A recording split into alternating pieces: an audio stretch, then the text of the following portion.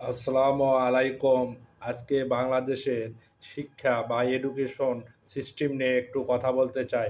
বাংলাদেশের শিক্ষা বা এডুকেশন সিস্টেম একেবারে মেরুদণ্ডহীন বা backboneless education system is running in our country.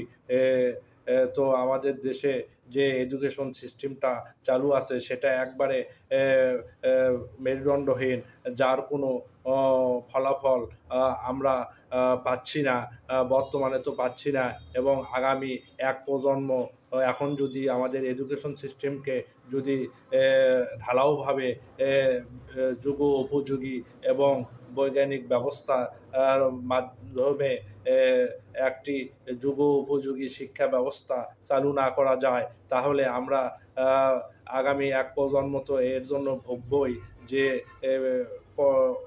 অতীতে যে শিক্ষা ব্যবস্থা আমাদের ওপর চাপিয়ে দেওয়া হয়েছিল, তার জন্য এক প্রজন্ম আমাদেরকে ভুগতে হবে। কিন্তু এখনই যদি আমরা সেটা সংশোধন করে যুগ উপযোগী শিক্ষা ব্যবস্থা চালু না করতে পারি, তাহলে পরবর্তী আরও প্রজন্ম কে ভুগতে হবে। কারণ আমরা বর্তমানে দেখতে পাচ্ছি একজন স্নাতক বা স্নাতকোত্তর বা অনার্স মাস্টার্স ডিগ্রিধারী ব্যক্তি প্রাথমিকভাবে কোনো চাকরিতে যখন সিভি ড্রপ করে, তখন দেখা যায় যে তার স্যালারি 15,000 থেকে 18,000-এর মধ্যেই কোম্পানিগুলো নির্ধারণ করে থাকে। যেহেতু আমাদের দেশে সরকারি চাকরির সীমাবদ্ধতা রয়েছে, সরকারি চাকরিতেও সেরকম বেতন ভাতা নেই। তাহলে এই উচ্চ দ্রব্যমূল্যের বাজারে একজন অনার্স মাস্টার্স গ্র্যাজুয়েশন করা ব্যক্তিকে যখন আপনি 15 থেকে 18,000 টাকা বেতন স্যালারি দিবেন, সে কিভাবে তার সংসার পরিজন চালাবে, সেটা ভাববার বিষয়। আরেকটা ভাববার বিষয়, যেখানে বাংলাদেশে বর্তমানে এই 25 সালের যেখানে একজন লেবার 550 থেকে 600 টাকা, এবং একজন শ্রমিক, সেটা হতে পারে গৃহ নির্মাণ শ্রমিক বা রং মিস্ত্রি, তারাই 750 টাকা দিন, মানে এই 21,000, 22-23 হাজার টাকা মাস ইনকাম করে। তাহলে একজন গ্রাজুয়েশন বা পোস্ট গ্রাজুয়েশন করা ব্যক্তি কি আমরা শিক্ষা দিতে পারলাম, যে যাদেরকে দ্বারা একজন শ্রমিক যার কোনো শিক্ষাই নেই, বা অল্প নিরক্ষরতা মুক্ত হতে পেরেছে, তারাই যে ইনকাম করতে পারে, সেটুকু ইনকাম এই বাংলাদেশের গ্রাজুয়েশন করা ম্যাক্সিমাম ছেলেরা করতে পারে না। এটা আমরা সামাজিকভাবে একভাবে যারা গ্রাজুয়েশন করেছে বা পোস্ট গ্রাজুয়েশন করেছে তাদেরকেই ব্লেম বা দোষারোপ করে থাকি। আসলে আমাদের এটা উচিত নয়, কারণ তারা কি করবে? তারা তো যেভাবে শিক্ষা ব্যবস্থা মেরুদণ্ডহীন দিয়েছে, সেটাই তারা মুখস্থ বিদ্যার মতো পড়ে লেখে পাশ করেছে। তাদেরকে কারিগরি জ্ঞান, গরিমা বা বিশ্ব ব্যবস্থার সাথে তাল মিলিয়ে যে শিক্ষা ব্যবস্থা প্রচলন করা উচিত ছিল, সেটা আমাদের বিগত সরকার করতে ব্যর্থ হয়েছে, আমাদের রাষ্ট্র ব্যর্থ হয়েছে। তাহলে আমরা যারা পাশ করে বের হয়েছে তাদেরকে কেন দোষারোপ করব? এই ব্যবস্থার জন্য সম্পূর্ণ দোষী আমাদের শাসন ব্যবস্থা বা আমাদের শিক্ষানীতি, আমাদের কারিকুলাম, এগুলাই এর জন্য দায়ী। আমাদের বিশ্ববিদ্যালয়গুলো আসলে এমন অবস্থায় দাঁড়িয়েছে যে সার্টিফিকেট দেওয়ার একটা কারখানা বা প্রেস হিসাবেই তৈরি হয়েছে। এখানে আমাদেরকে ভালো কিছু শিক্ষা দেওয়া হয় না, আমাদেরকে এমন কিছু শিক্ষা দেওয়া হয় যাতে আমরা প্রজাতন্ত্রের কর্মচারী সর্বোচ্চ হতে পারি, বা মানুষের ব্যবসা প্রতিষ্ঠানে কর্মচারী হতে পারি, বা এই শিক্ষাটাই দেওয়া হয়েছে। সেভাবেই এই শিক্ষা ব্যবস্থাকে মডেল করা হয়েছে।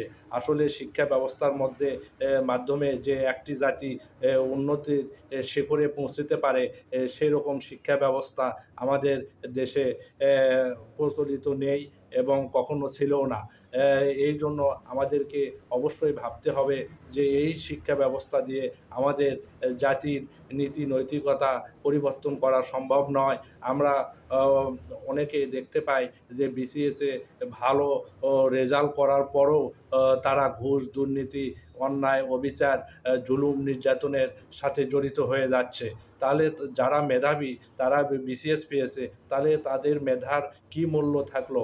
যে তারা যখন জুলুম, নির্যাতন, ঘুষ, দুর্নীতি, অন্যায় ভাবে রাষ্ট্রীয় সম্পদ ক্ষতি, রাষ্ট্রীয় সম্পদ দখল, বিভিন্ন কাজে সহযোগিতা করা, রাজনৈতিক নেতাদের বা অন্যান্য যারা প্রভাবশালী তাদেরকে সহযোগিতা করা, এগুলার মাধ্যমে তারপরে অন্যায় করেই যাচ্ছে।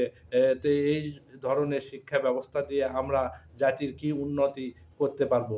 আমাদের তো জাতির উন্নতি করার মতো শিক্ষা ব্যবস্থা বা সেভাবে তাদেরকে গড়ে তোলা হয় নাই।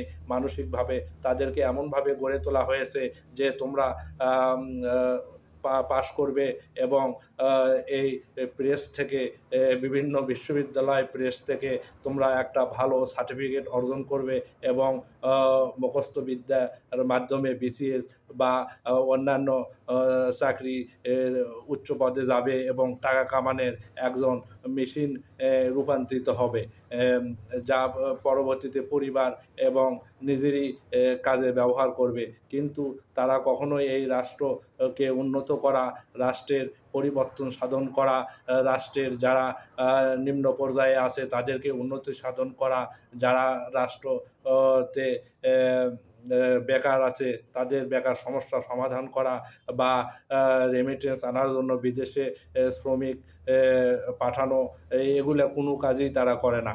তারা শুধু বসে বসে বেতন নেয় এবং শিক্ষকরা তো পুরা যখন একটা দেশের শিক্ষকরা ফাঁকিবাজ হয়ে যায় তখন শিক্ষা ব্যবস্থা তো এমনিতেই ধসে পড়ে। আমাদের প্রাইমারি থেকে বিশ্ববিদ্যালয় পর্যন্ত সবগুলা শিক্ষক আমি হলফ করে বলতে পারি 99% শিক্ষক সঠিকভাবে শিক্ষা প্রদান করে না এবং তারা শিক্ষাকে ব্যবসার পণ্য অনুযায়ী গ্রহণ করেছে।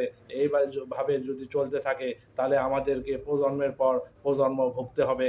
আজকে এ পর্যন্তই। আল্লাহ হাফেজ।